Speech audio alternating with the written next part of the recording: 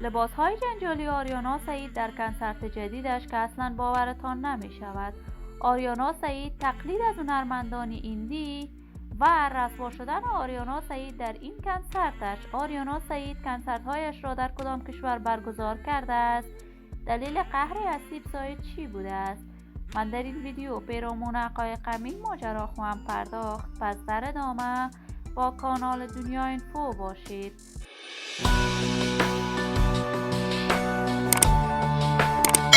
سلام و سلامتی ایام به کامتان باد. شما را خوش آمدید میگم به یکی دیگر از ویدیوهای جذاب کانال دنیا اینفو.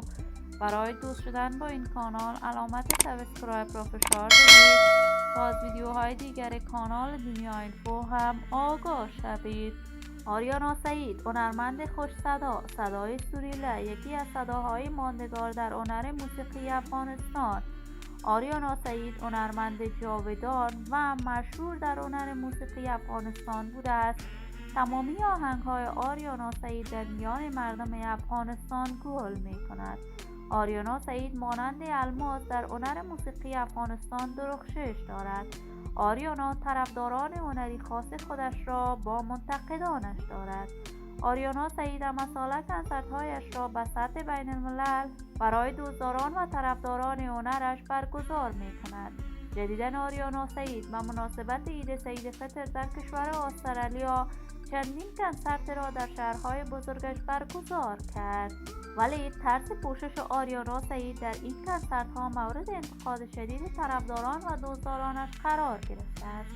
آریانا سعید در این کنسرت‌ها تقلید لباس از مدلان مشهور ایندی کرده است که مورد نقد شدید دوستداران و طرفدارانش در صفحات مجازی شده است. ولی آریانا سعید همیشه بیان کرده زندگی شخصی خودم می باشد و خودم می دانم که چگونه باید زندگی کنم و چگونه لباس بر تن کنم.